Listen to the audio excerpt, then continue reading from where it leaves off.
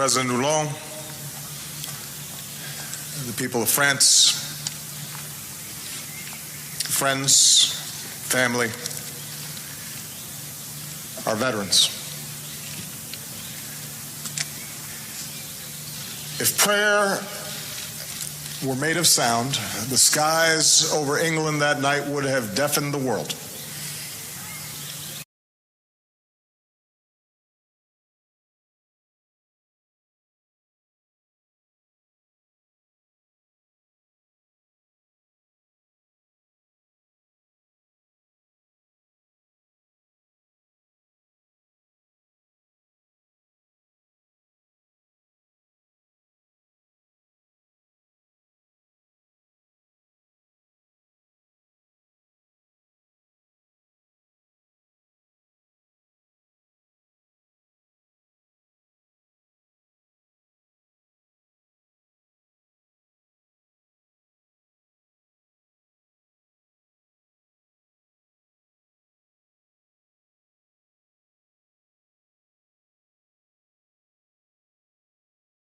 World.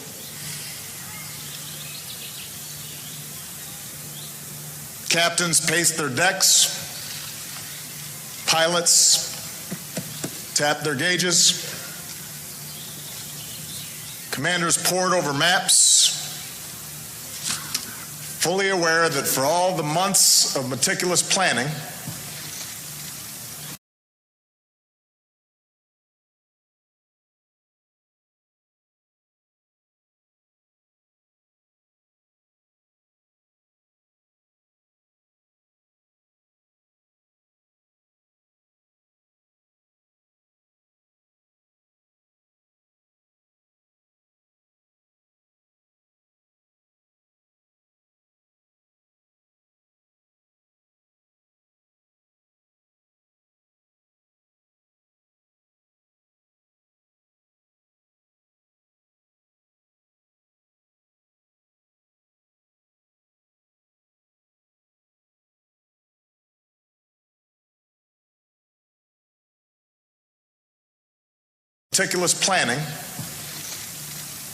everything could go wrong.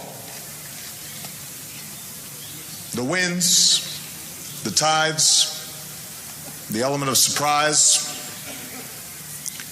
and above all, the audacious bet that what waited on the other side of the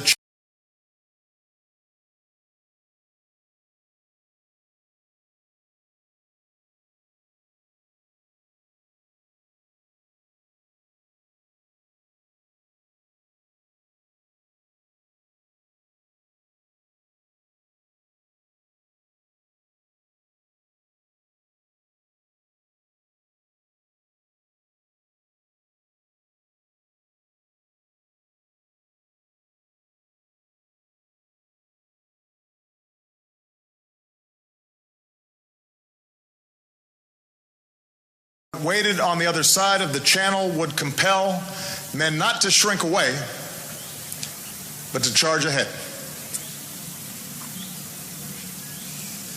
Fresh-faced GIs rubbed trinkets, kissed pictures of sweethearts,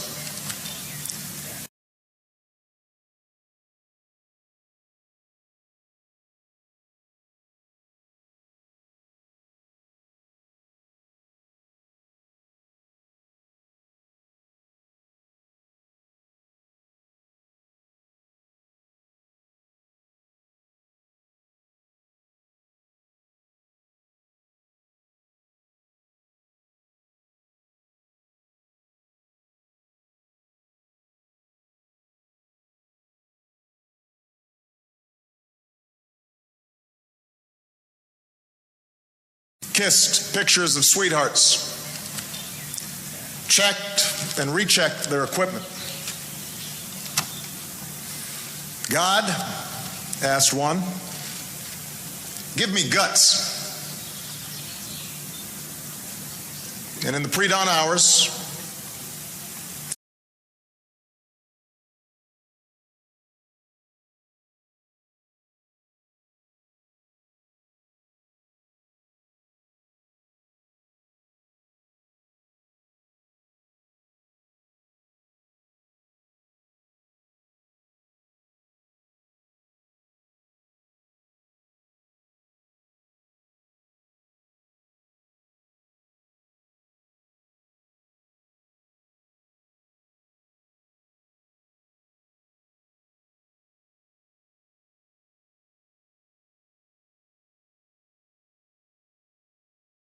Planes rumbled down runways.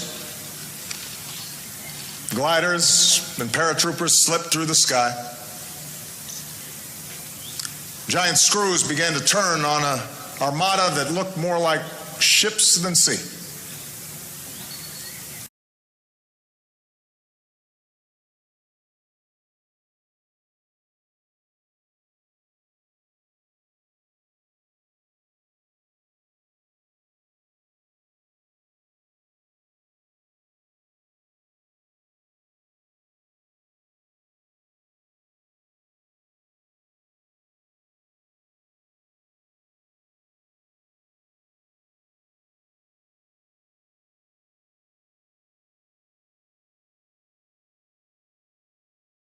And more than 150,000 souls set off toward this tiny sliver of sand upon which hung more than the fate of a war,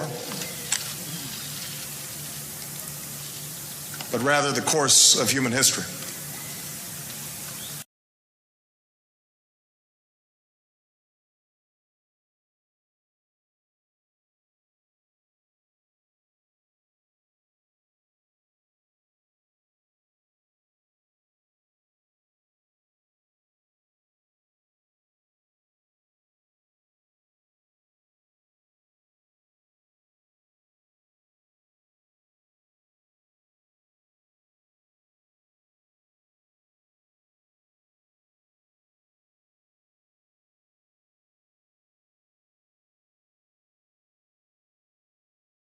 President Hollande, distinguished guests,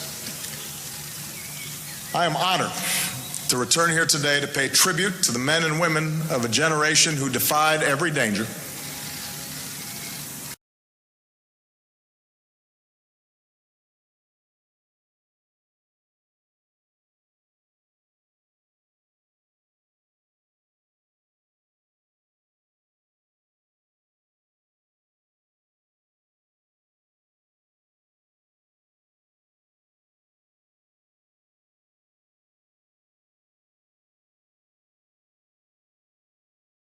among them are veterans of D-Day. And gentlemen, we are truly humbled by your presence here today.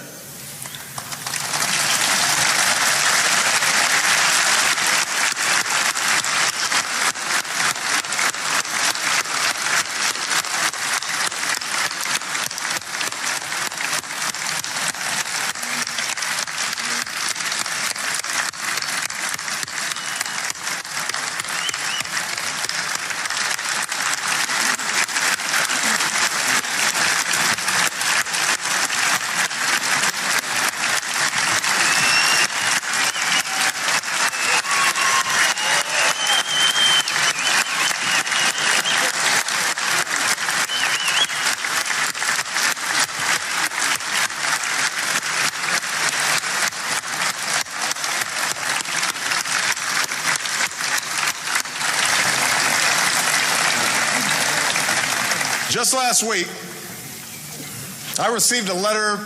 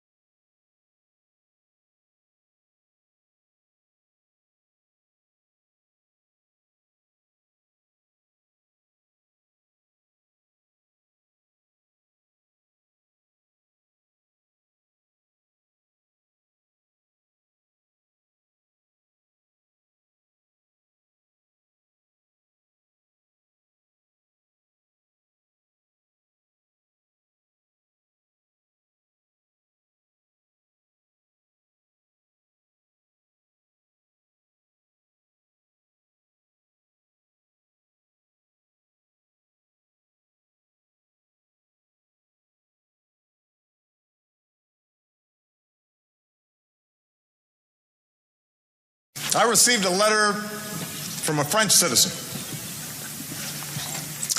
Dear Mr. President and the American people, he wrote, we are honored to welcome you, to thank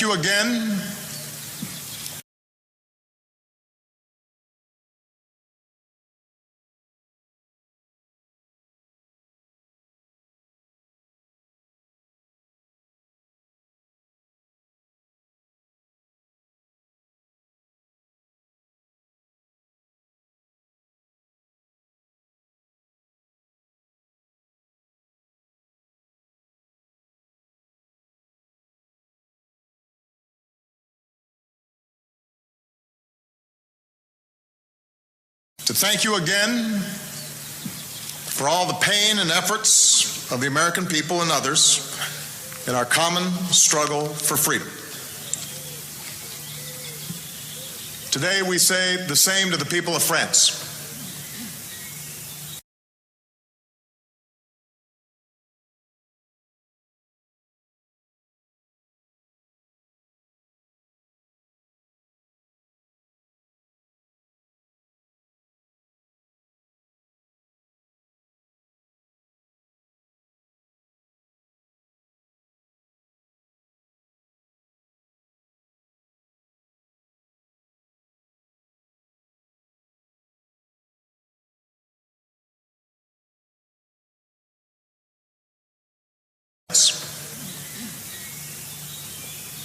Thank you,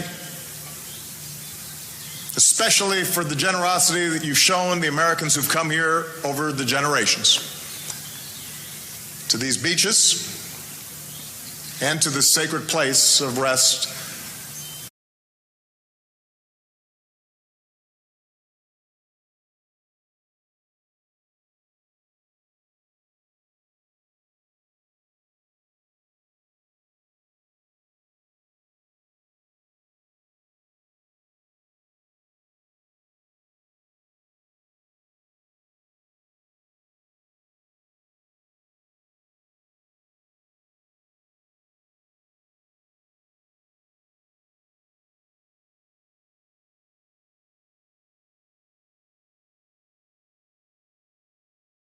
And to this sacred place of rest for 9,387 Americans.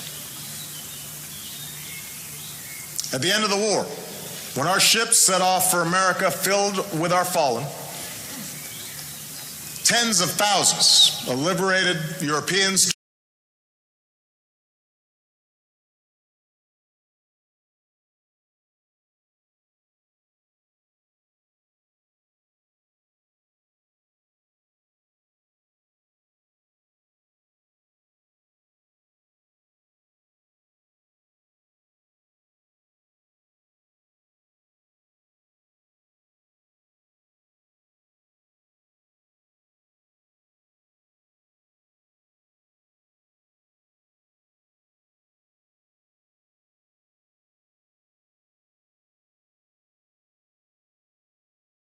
tens of thousands of liberated Europeans turned out to say farewell.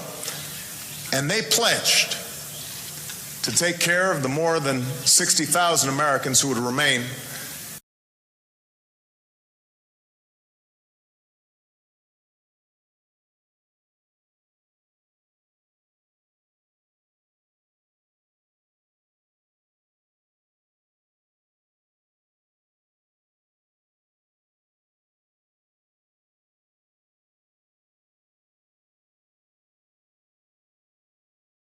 thousand Americans who would remain in cemeteries on this continent. In the words of one man, we will take care of the fallen as if their tombs were our children's.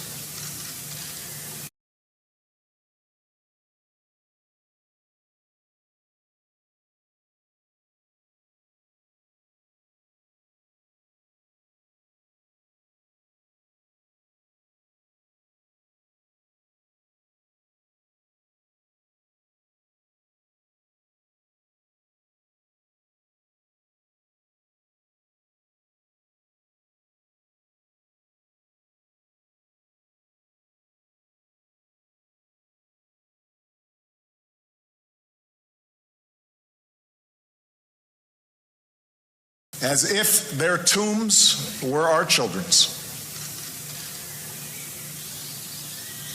And the people of France, you have kept your word, like the true friends you are. We are forever grateful.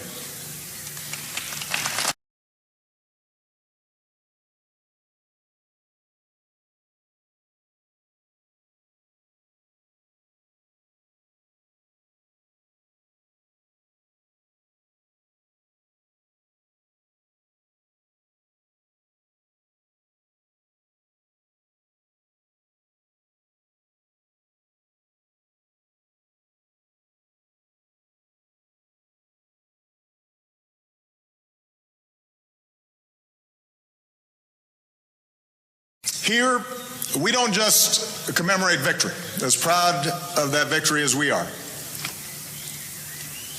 We don't just honor sacrifice, as grateful as the world is.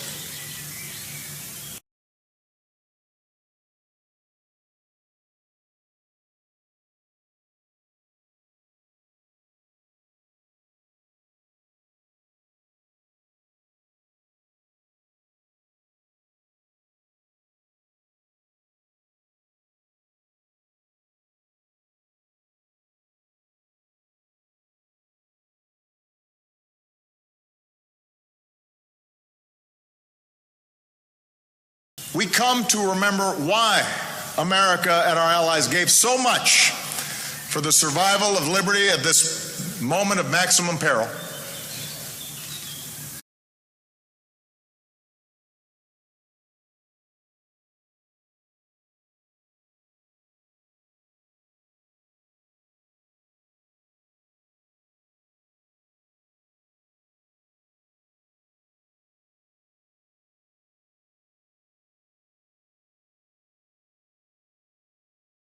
We come to tell the story of the men and women who did it, so that it remains seared into the memory of a future world. We tell this story for the old soldiers who pulled themselves a little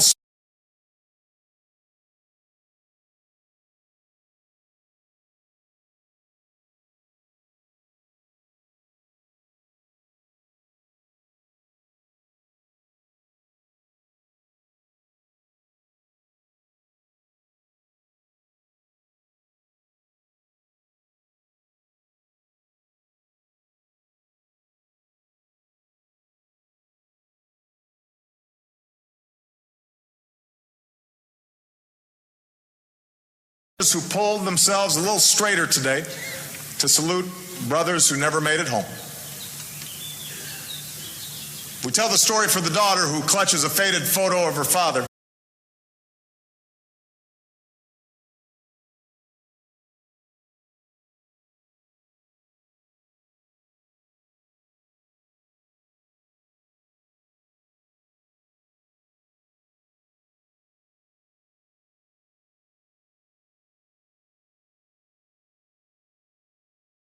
Clutches a faded photo of her father, forever young. For the child who runs his fingers over colorful ribbons he knows signifies something of great consequence.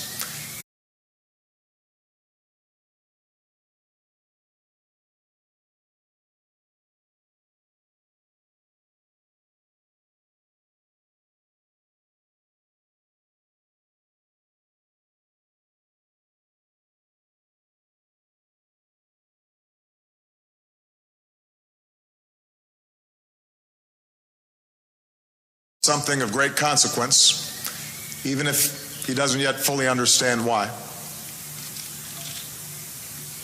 We tell this story to bear what witness we can to what happened when the boys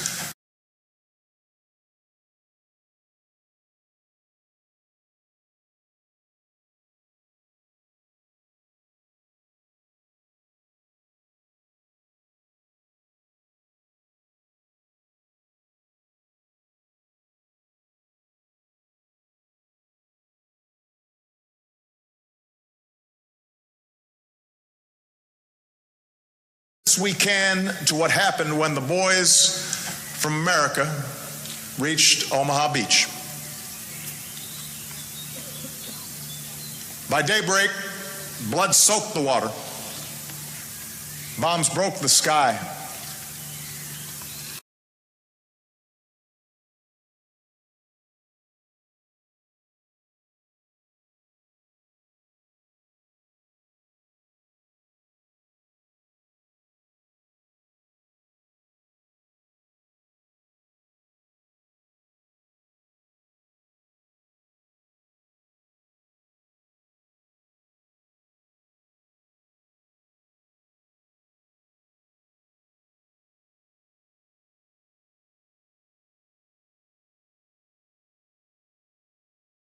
Thousands of paratroopers had dropped into the wrong landing sites. Thousands of rounds bit into flesh and sand. Entire companies worth of men fell in minutes.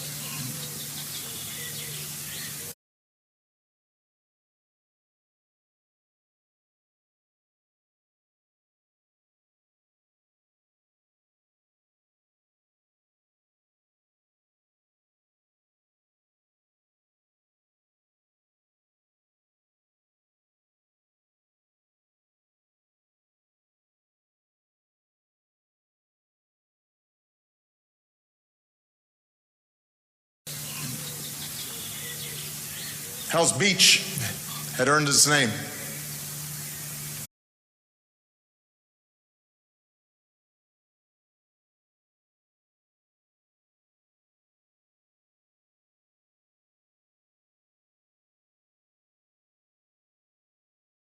Only 10 yards of beach. In this age of instant commentary, the invasion would have swiftly and roundly been declared, as it was by one officer, a debacle.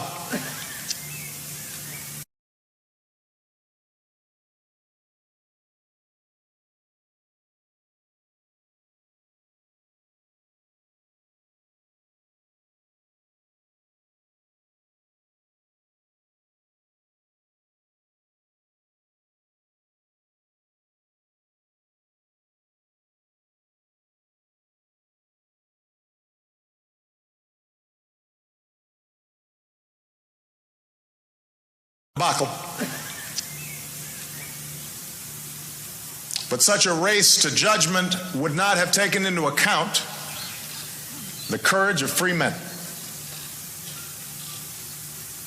Success may not come with rushing speed, President Roosevelt would say that night.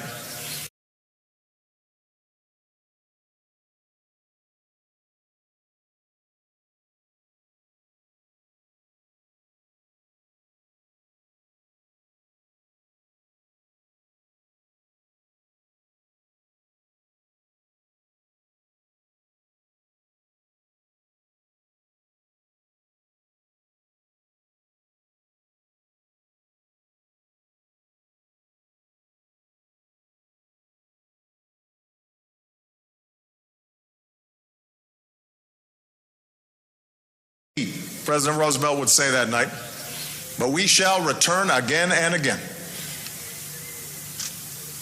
And paratroopers fought through the countryside to find one another.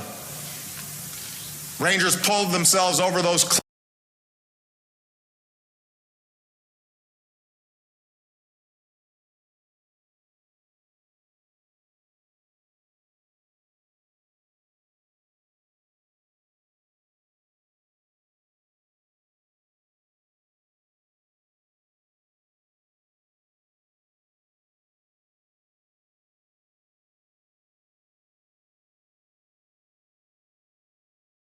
Rangers pulled themselves over those cliffs to silence Nazi guns. To the west, Americans took Utah Beach with relative ease. To the east, the British tore through the coast, fueled by the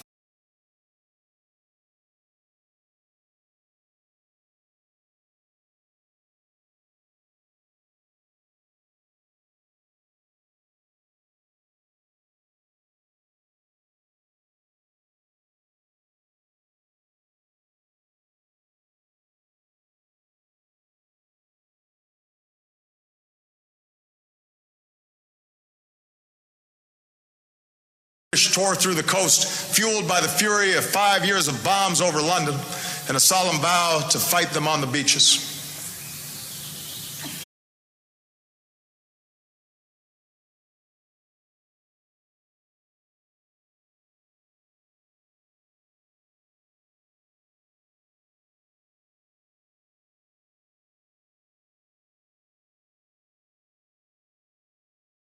The Canadians, whose shores had not been touched by war, drove far into France. And here, at Omaha, troops who finally made it to the seawall used it as shelter.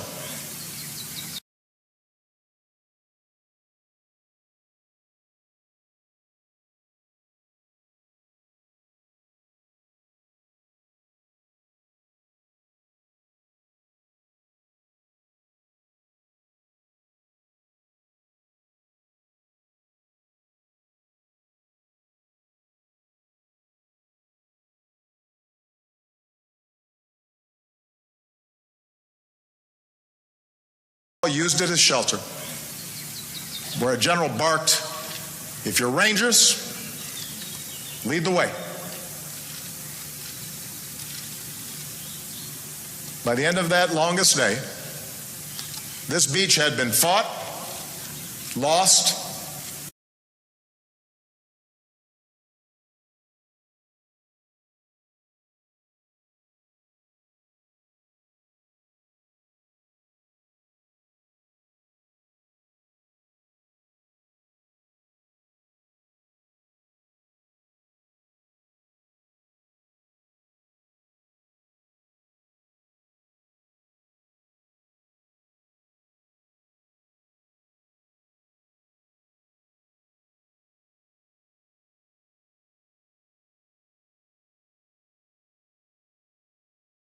lost, refought, and won. A piece of Europe once again liberated and free. Hitler's wall was breached, letting loose Patton's army to pour into France.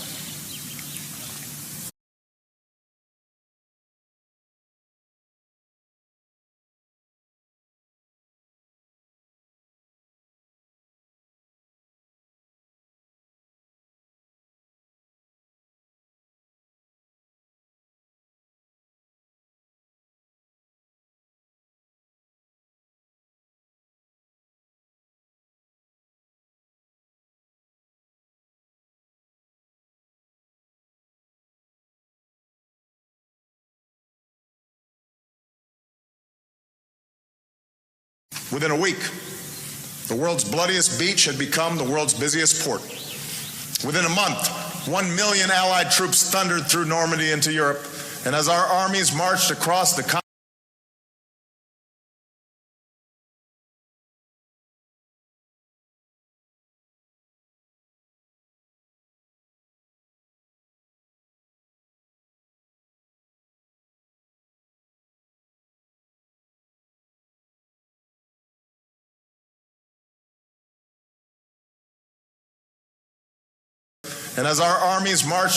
continent, one pilot said it looked as if the very crust of the earth had shaken loose.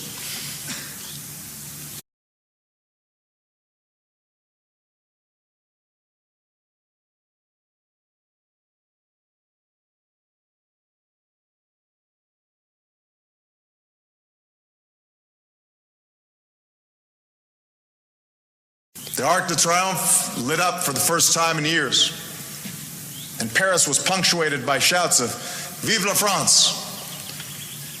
Vive les États-Unis!"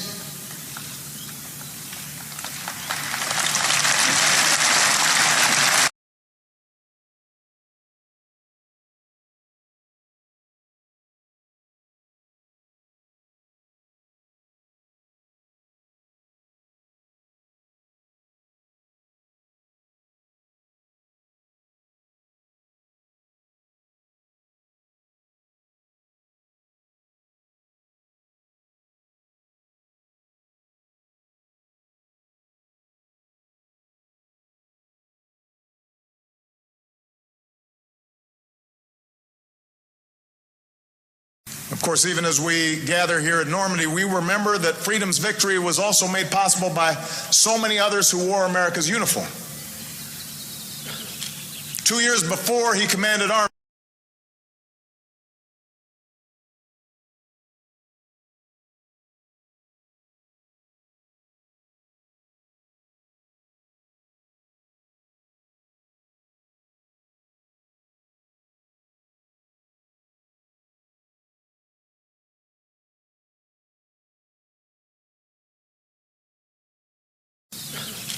2 years before he commanded armies, Eisenhower's troops sliced through North Africa. 3 times before D-Day, our GIs stormed the beaches at Sicily.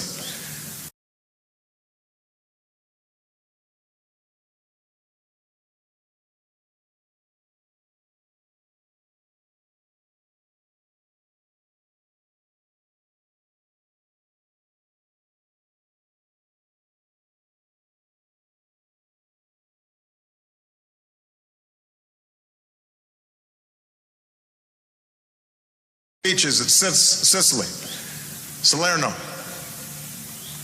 Anzio. Divisions like the Fighting 36th brawled their way through Italy, fighting through the mud for months, marching through towns past waving churches.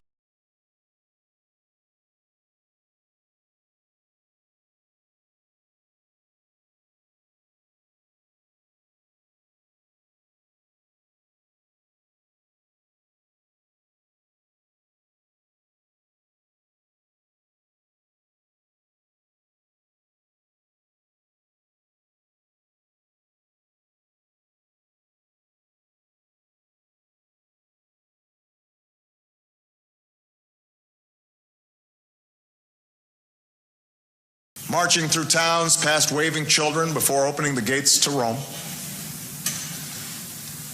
As the dog faces marched to victory in Europe, the devil dogs, the Marines,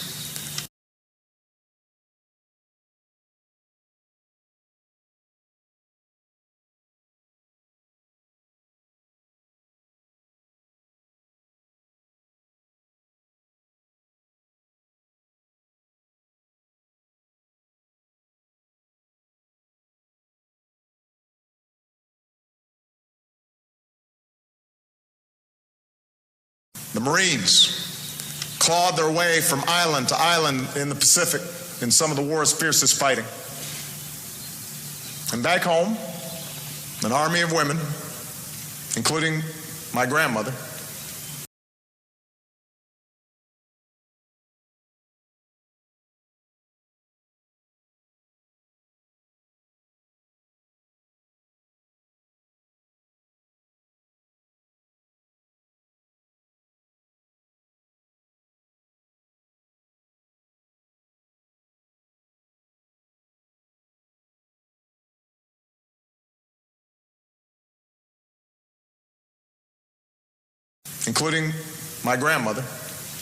rolled up their sleeves to help build a mighty arsenal of democracy.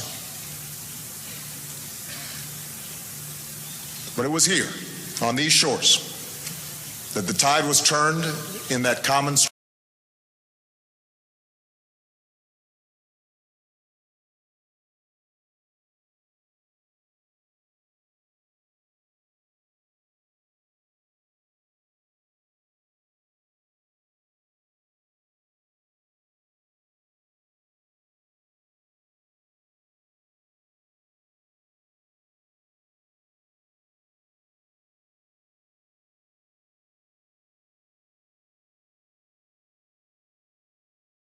That the tide was turned in that common struggle for freedom.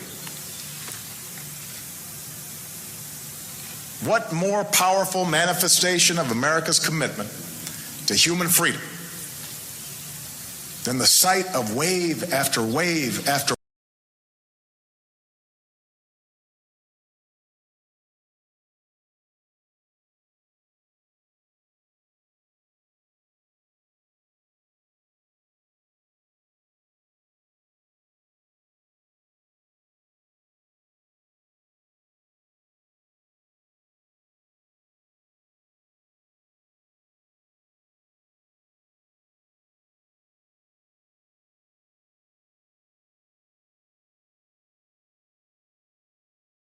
than the sight of wave after wave after wave of young men boarding those boats to liberate people they had never met.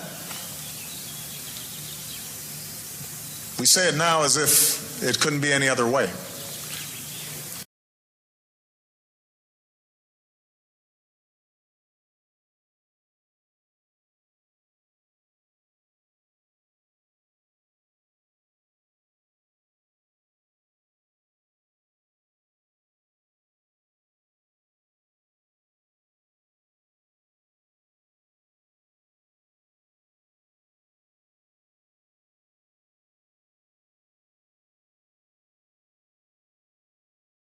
their way.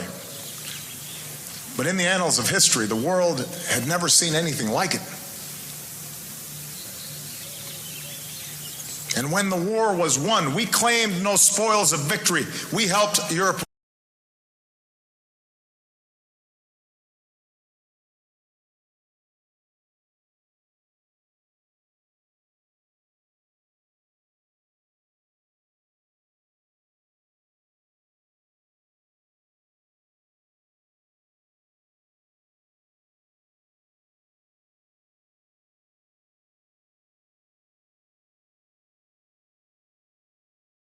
Spoils of victory. We helped Europe rebuild. We claim no land other than the earth where we buried those who gave their lives under our flag and where we stationed those.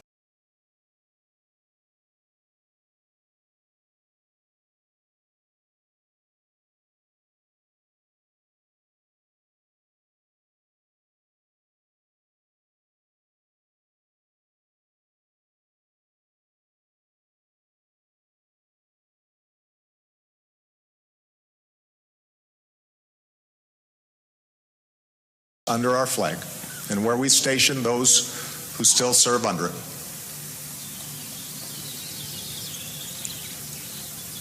But America's claim, our commitment to liberty, our claim to equality, our claim to freedom and to the inherent dignity of every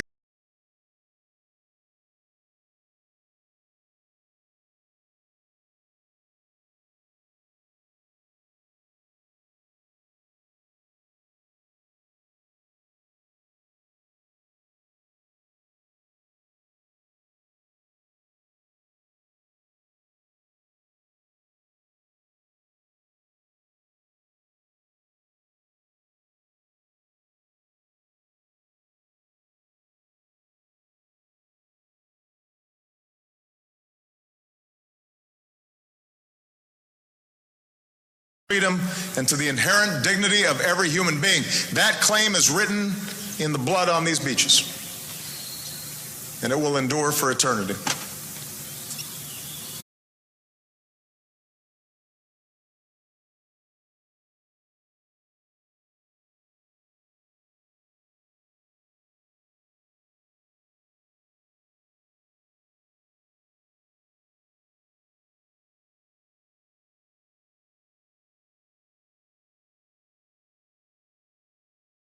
Omaha, Normandy. This was democracy's beachhead. And our victory in that war decided not just a century, but shaped the security and well-being of all posterity.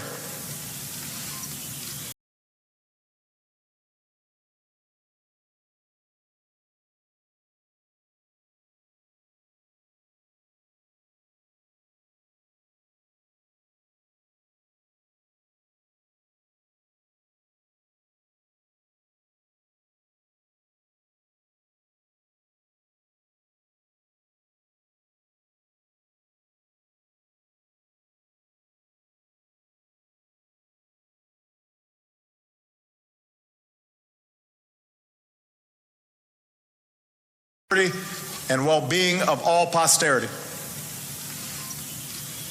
We worked to turn old adversaries into new allies. We built new prosperity. We stood once more with the people of this continent through a long twilight.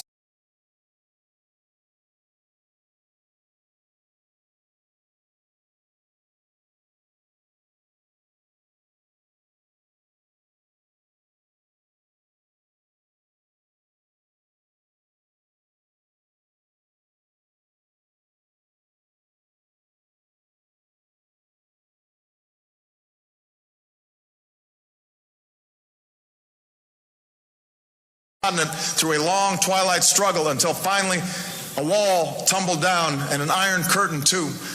And from Western Europe to East, from South America to Southeast Asia, 70 years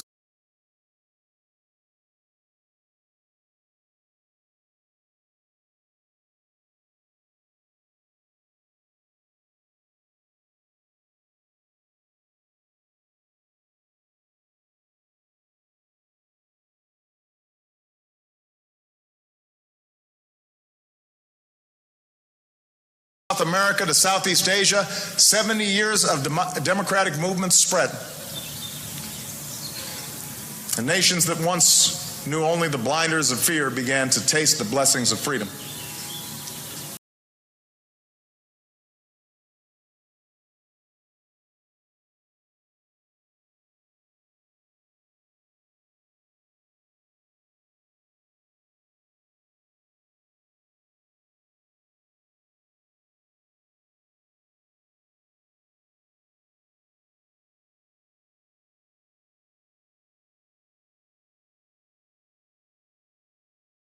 Blessings of freedom. None of that would have happened without the men who were willing to lay down their lives for people they'd never met and ideals they couldn't live without.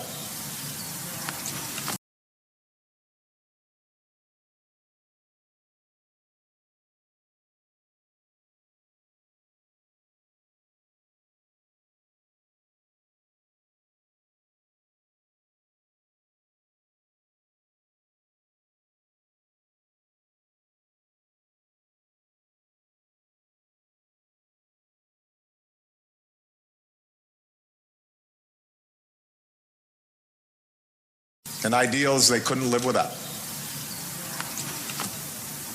None of it would have happened without the troops President Roosevelt called the lifeblood of America, the hope of the world.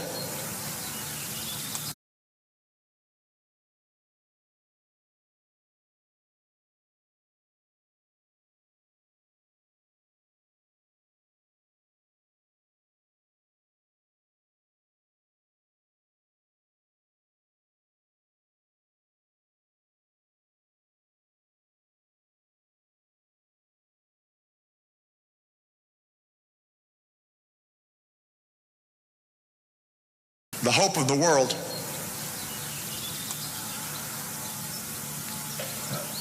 They left home barely more than boys and returned home heroes. But to their great credit, that is not how this generation carried itself.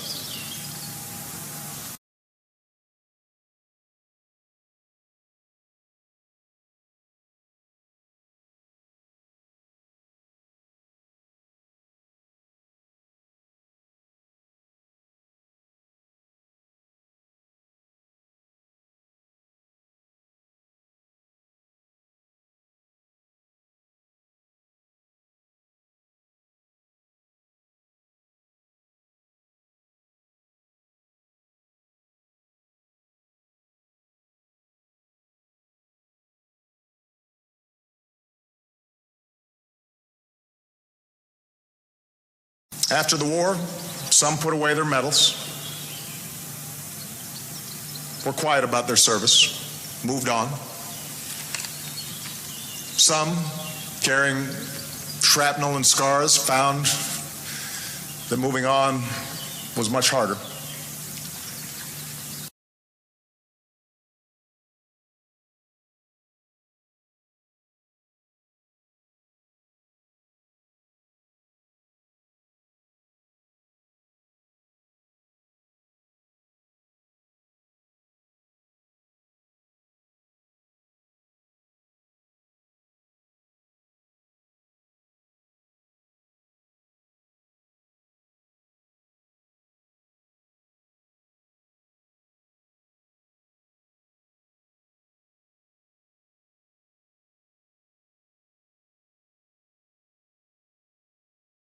Many, like my grandfather, who served in Patton's army, lived a quiet life, trading one uniform and set of responsibilities for another, as a teacher or a salesman or a doctor.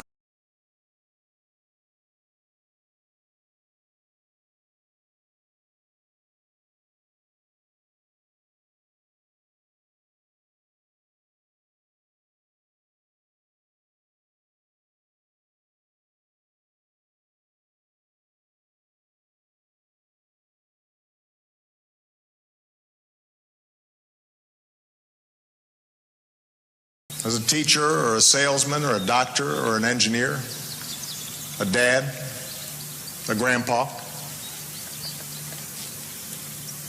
Our country made sure millions of them earned a college education, opening up opportunity on an unprecedented scale.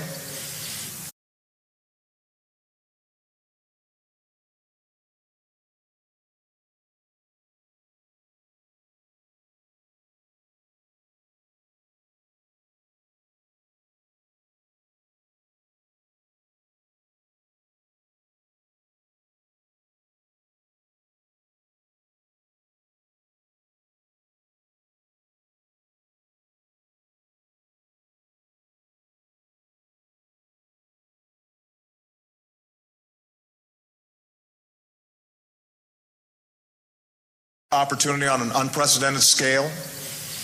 And they married those sweethearts and bought new homes and raised families and built businesses, lifting up the greatest middle class the world has ever known.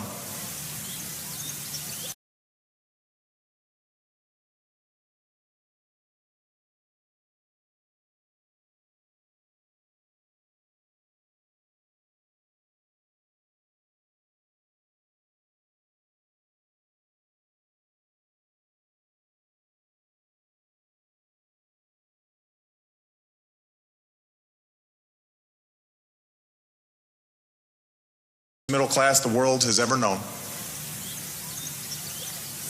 And through it all, they were inspired, I suspect, by memories of fallen brothers.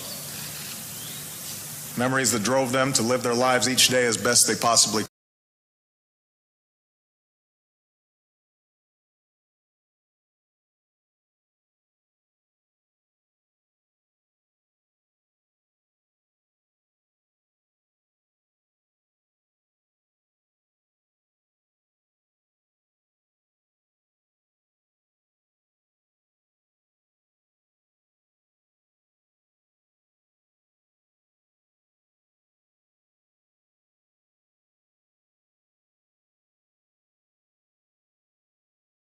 Lives each day as best they possibly could. Whenever the world makes you cynical, stop and think of these men. Whenever you lose hope,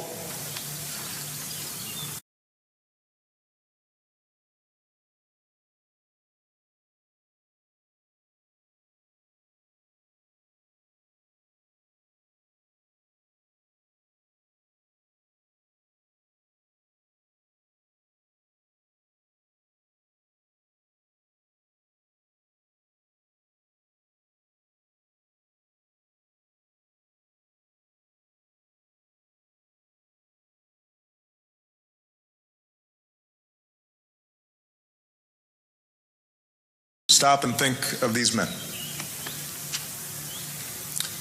Think of Wilson Caldwell, who was told he couldn't pilot a plane without a high school degree, so he decided to jump out of a plane instead.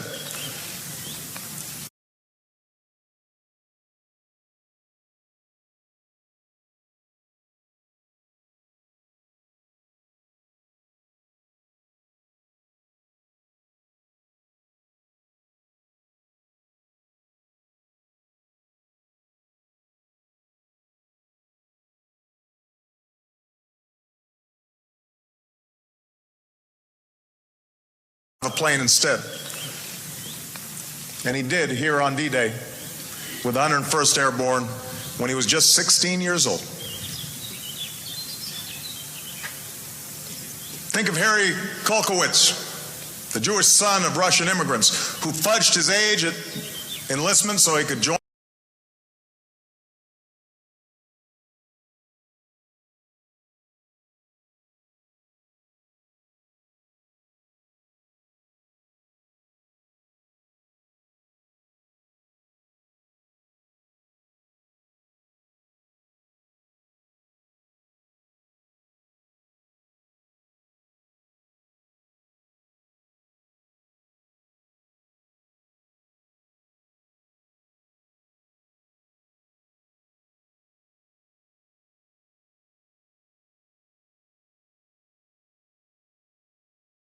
his age at enlistment so he could join his friends in the fight. And don't worry, Harry, the statute of limitations has expired.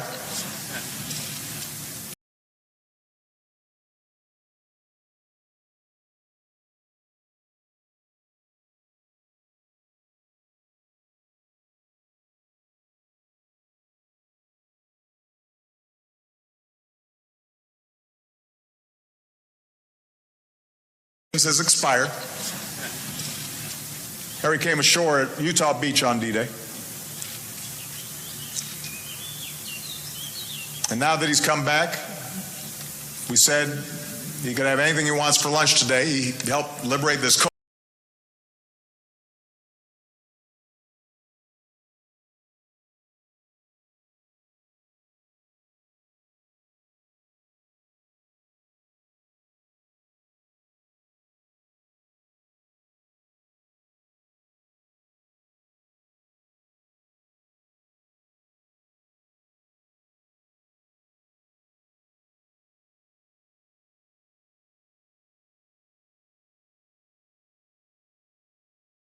For lunch today. He helped liberate this coast after all, but he said a hamburger would do fine. What's more American than that?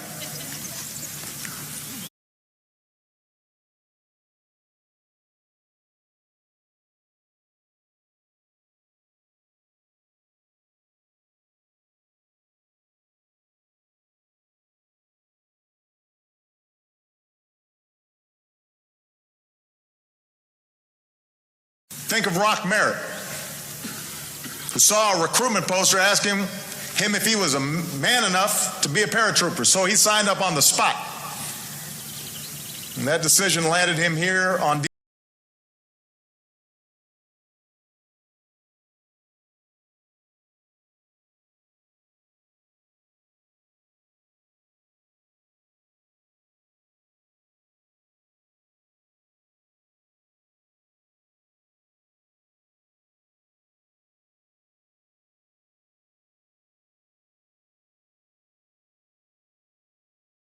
And that decision landed him here on D-Day with the 508th Regiment, a unit that would suffer heavy casualties.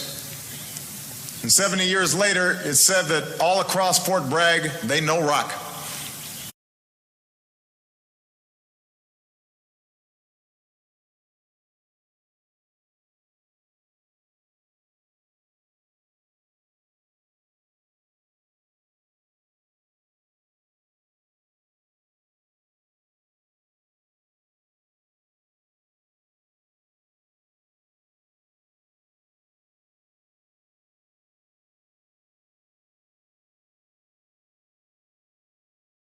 Across Fort Bragg, they know Rock.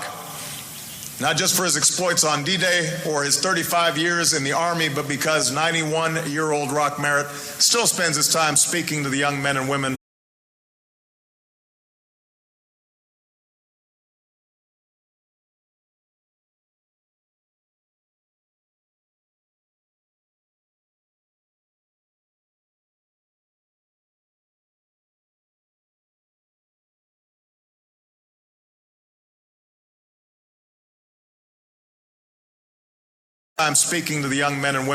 of today's Army, and still bleeds O.D. Green for his 82nd Airborne.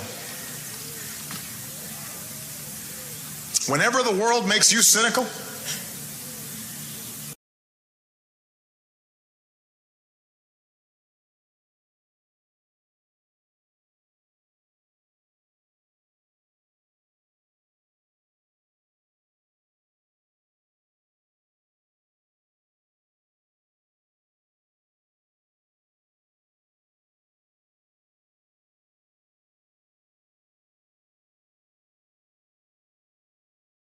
whenever you doubt that courage and goodness is possible, stop and think of these men.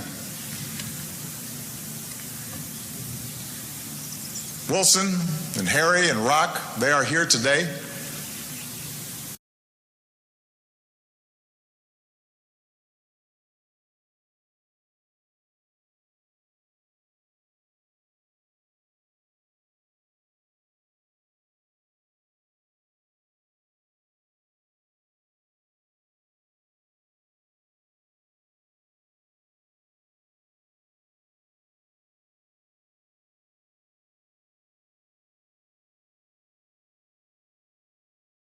Today, and although I know we already gave them a rousing round of applause, along with all our veterans of D-Day, if you can stand, please stand. If not, please raise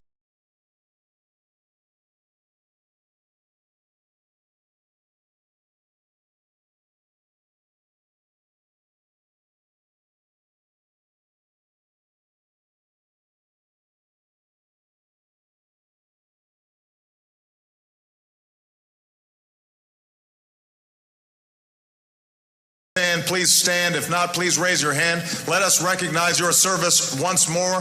These men waged war so that we might know peace. They sacrificed so that we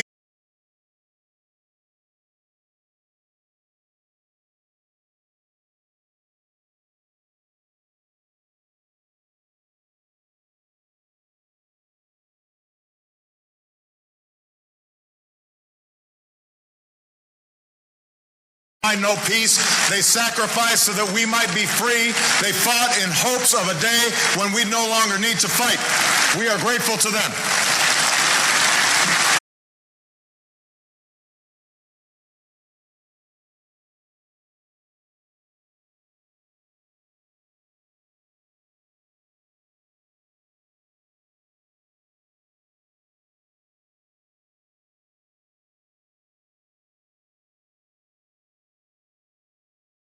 Grateful to them.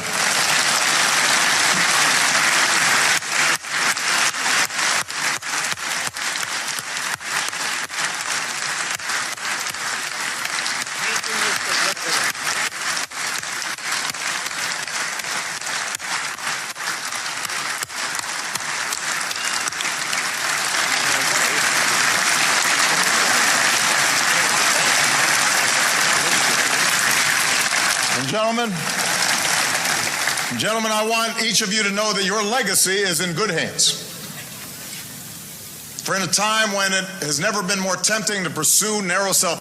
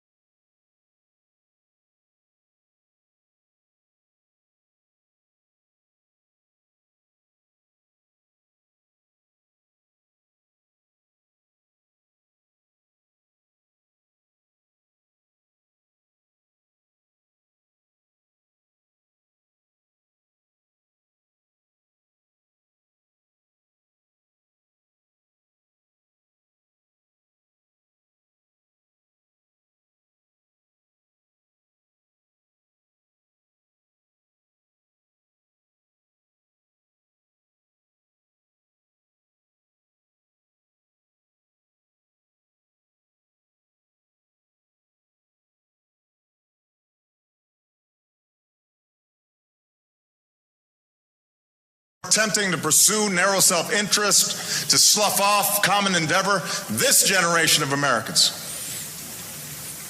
a new generation, our men and women of war, have chosen to do their part as well.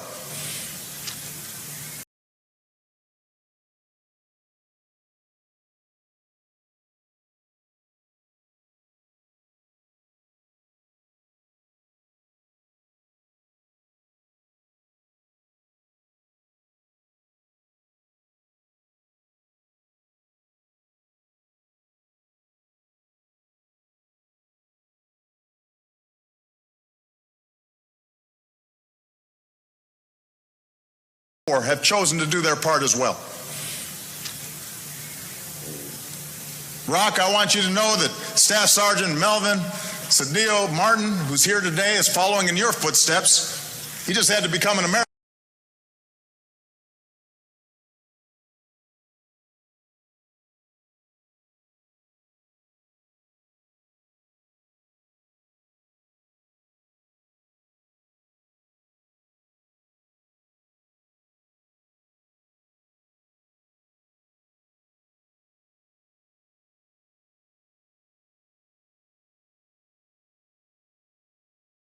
Footsteps. He just had to become an American first, because Melvin was born in Honduras, moved to the United States, joined the Army.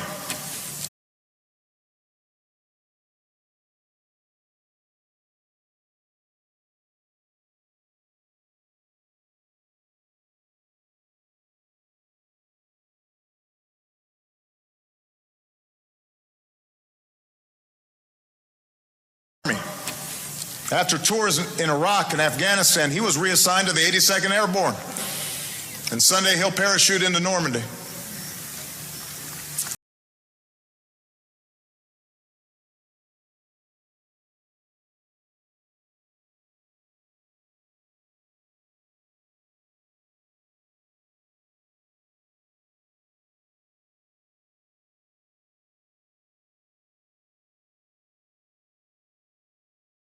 I became part of a family of real American heroes, he said, the paratroopers of the 82nd.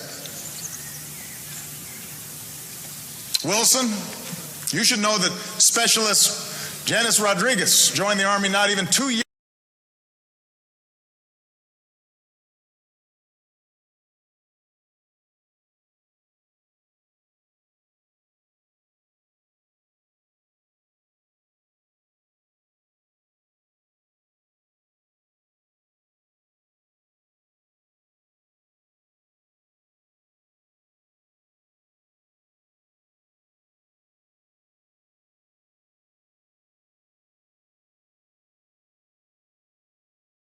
Rodriguez joined the Army not even 2 years ago, was assigned to the 101st Airborne, and just last month earned the title of the 101st Airborne Division Air Assault Soldier of the Year.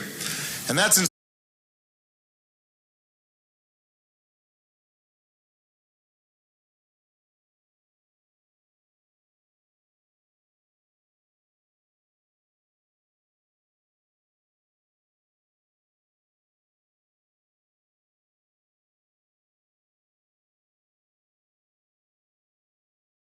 Assault Soldier of the Year. And that's inspiring but not surprising when the women of today's military have taken on responsibilities including combat like never before.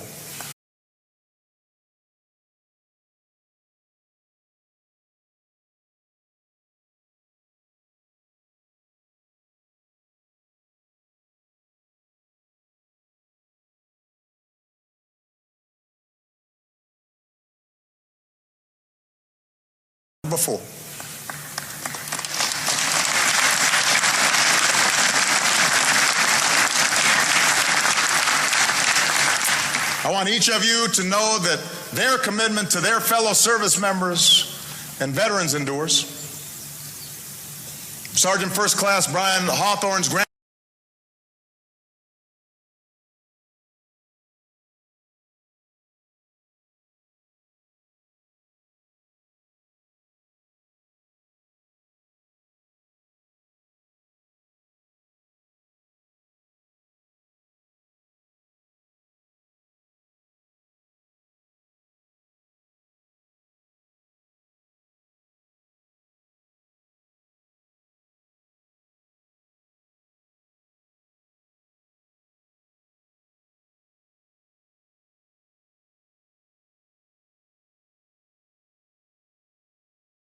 Sergeant First Class Brian Hawthorne's grandfather served under General Patton and General MacArthur. Brian himself served 2 tours in Iraq, earned the Bronze Star in Baghdad for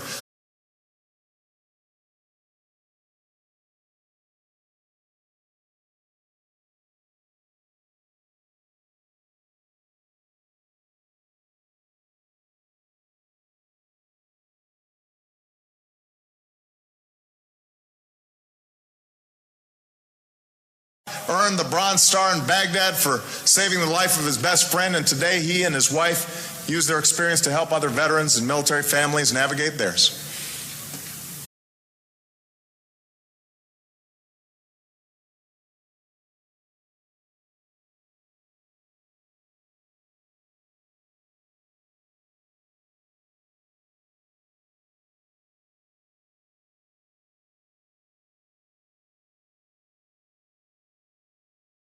Families navigate theirs. And Brian's here in Normandy to participate in Sunday's jump. And here, just yesterday, he re-enlisted in the Army Reserve.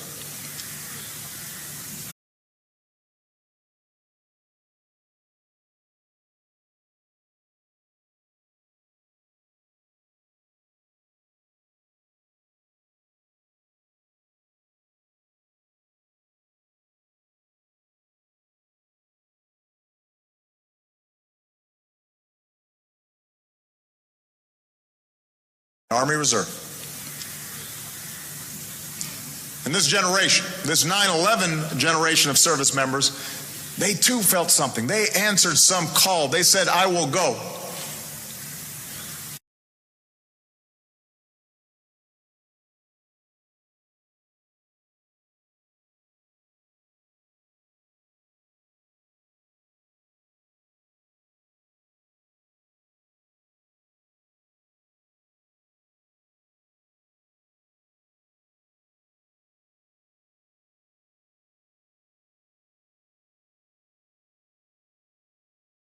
Said, "I will go."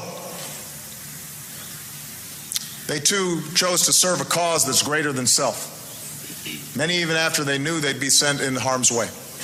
And for more than a decade, they have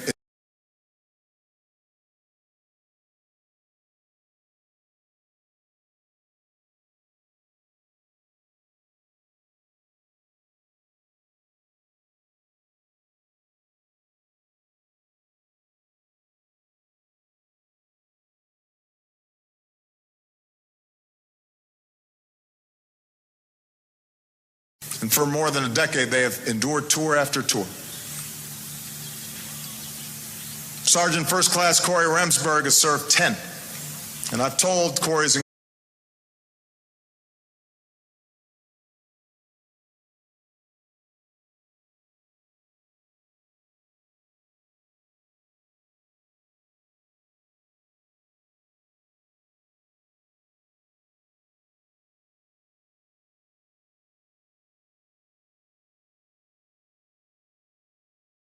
incredible story before, most recently when he sat with my wife Michelle at the State of the Union address.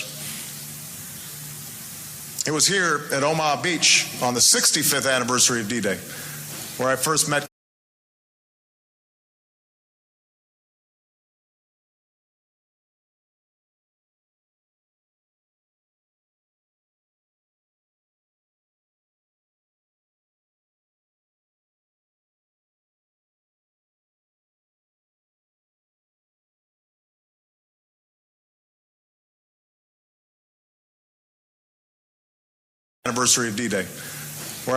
Corey and his fellow Army Rangers right after they made their own jump into Normandy.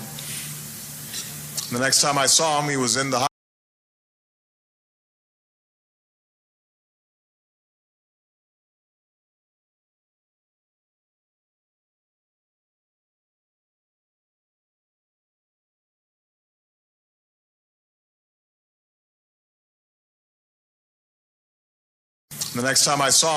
the hospital, unable to speak or walk after an IED nearly killed him in Afghanistan. But over the past 5 years, Corey has grown stronger.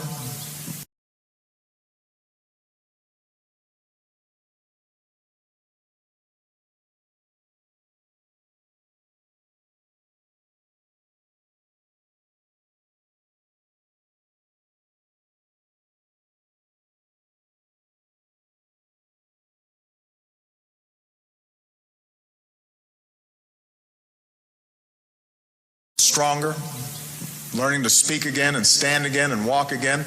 And earlier this year, he jumped out of a plane again. And the first words Corey said to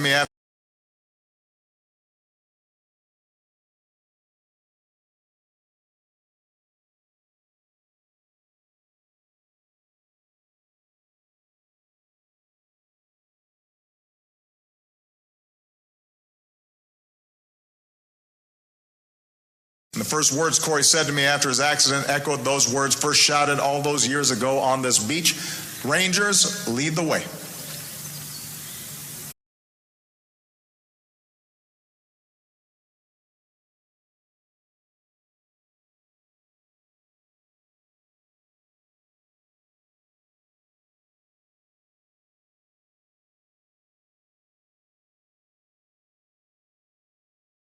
So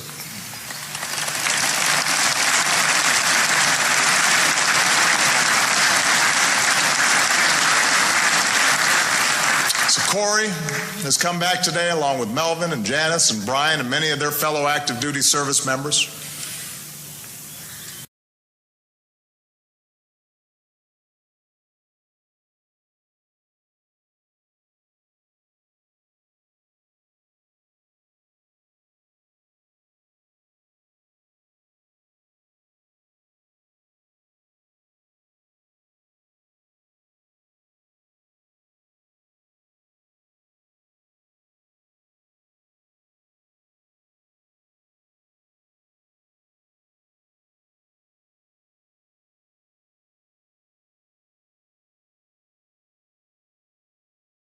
We thank them for their service.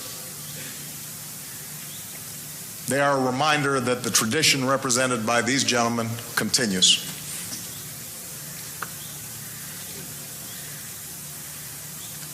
We are on this earth for only a moment in time.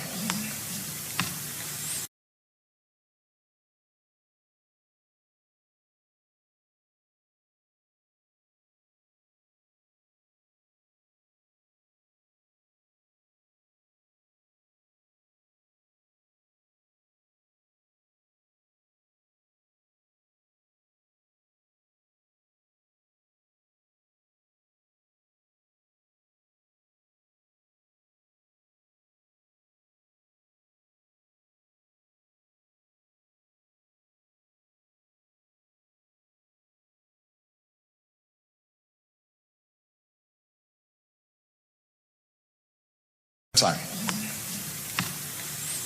And fewer of us have parents and grandparents to tell us about what the veterans of D-Day did here 70 years ago.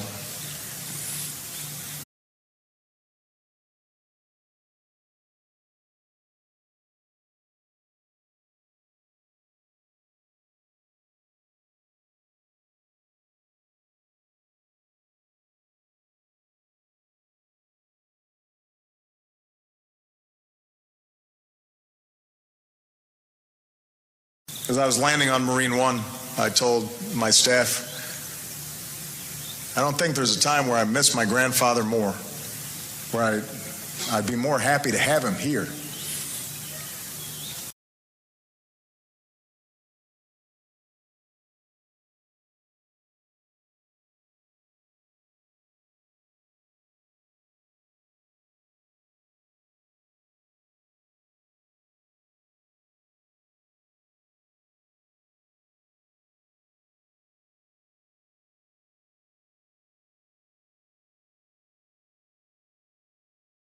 Here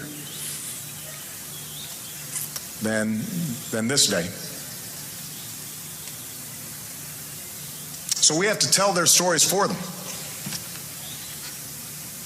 We have to do our best to uphold in our own lives the values that they were prepared to die for.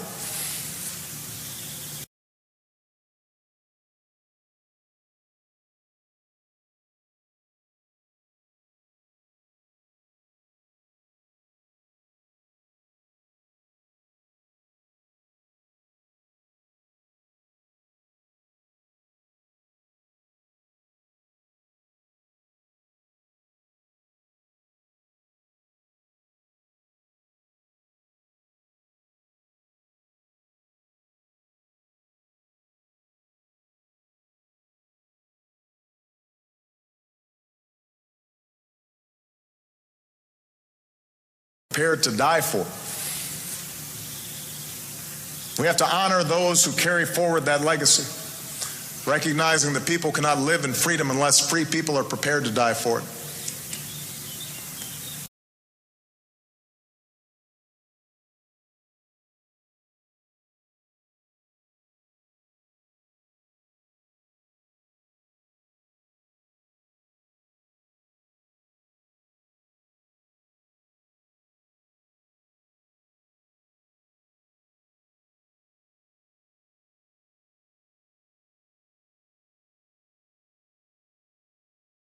Die for it.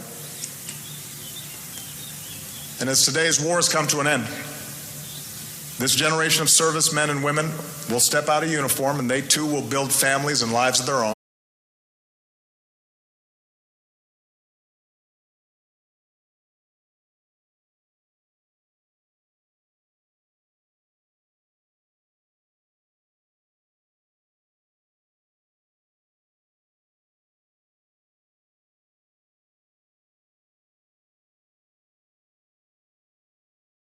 Will build families and lives of their own.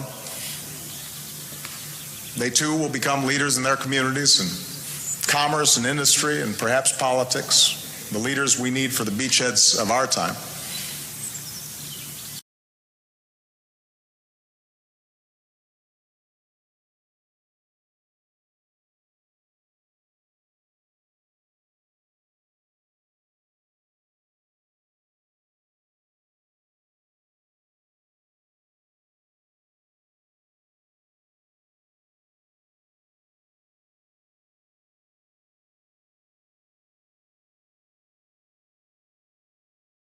for the beachheads of our time. God willing, they too will grow old in the land they helped to keep free.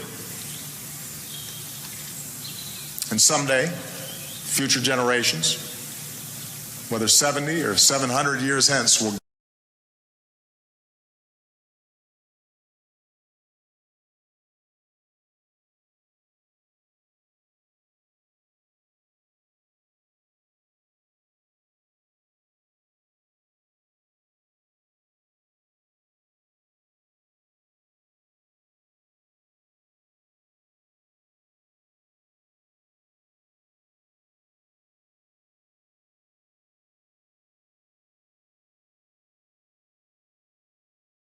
whether 70 or 700 years hence, will gather at places like this to honor them and to say that these were generations of men and women who proved once again that the United States of America is and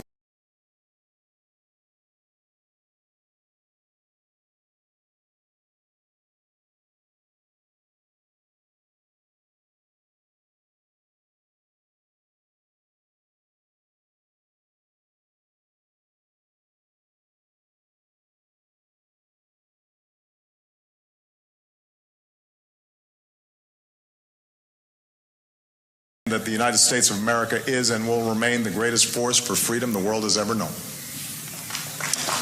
May God bless our veterans and all who serve with them.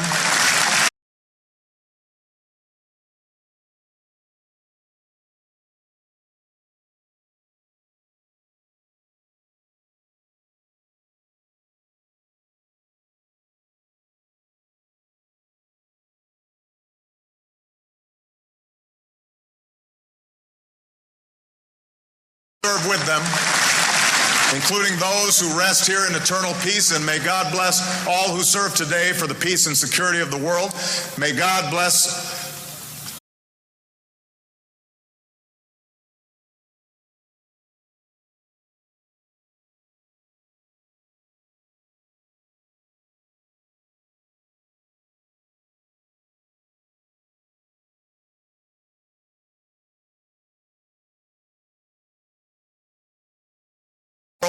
May God bless the people of France, and may God bless our United States of America.